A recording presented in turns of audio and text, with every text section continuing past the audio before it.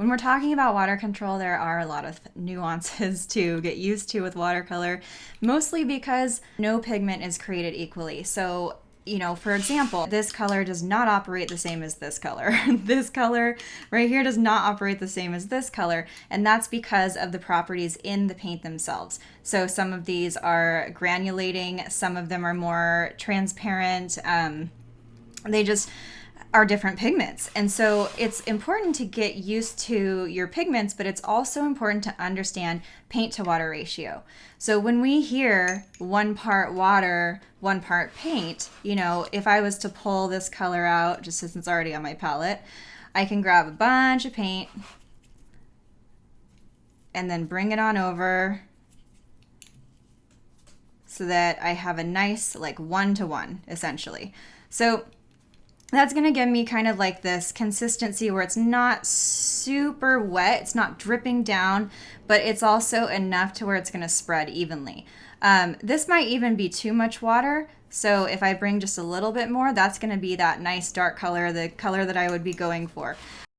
If we want that full pigment, then that's what we're going to want to do. However, there's a time when we would want more water on our brush and less paint. So in that example, we have this translucency here. So it's going to be a lot wetter. You may or may not have heard of consistencies referred to on like a tea coffee cream scale.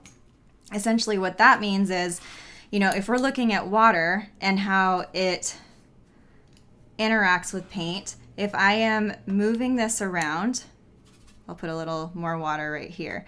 Okay, so if I'm moving this around on my palette, you'll see that it drips quite a bit on the top area where there's more water and less paint in that mixture. And right here, it doesn't drip quite as much. Like it's still wet, it is still moving, but this other one up here is just dripping everywhere. And this is, if you're looking at that scale, if you look at like a tea scale, if you were to spill some tea, then it would look something like this. It would be very, very light and transparent. Now, the amount of water on your brush might make this pool up if you have too much water. So you might have way more water on your brush than paint, but that doesn't mean you want it to be flooded. So that's something that I see. I've left this as is because I want to show you the difference. And if I was to take my paintbrush and just swipe it on the side of my water jar or my palette and use that same mixture again, it's a little bit more controlled. I don't have as many of those wet spots. I have a couple, and I can just drag my paintbrush along the side here and just pick up any of that excess. I can also just blend it into the rest of that wash. This area here is going to probably have a hot spot. I also see that I have a hair, but I'll show you also. Oh, I'll get it later. I'll show you also what this would look like with way too much water. So this is where it's just like pooling. It's just pooling on the paper. So this is a little too much. This part here is just about right because we've dragged the excess water off the brush before we've laid it down. And then this one is just, it's pooling. If you have too much water like this, if you either drag on the side here or take the belly of the brush and just set it against a paper towel, that will soak up any excess water, and then you can pick up some of that water. You will just need to spread that back out. When it comes to even more paint, you're getting a lot more paint, a lot less water. So then it's going to be a much thicker consistency, which will also be a lot darker, and so that is where, when you can get familiar with these stages with your paint, you will have a lot more control with it. So rule of thumb, I would say, is the consistency is up to you. Use either your water jar or the side of a paper towel just to remove, let's say I have a ton of water on here, a ton of water. I can see that if I just set it gently, very quickly on the side. See how it soaked up all that water?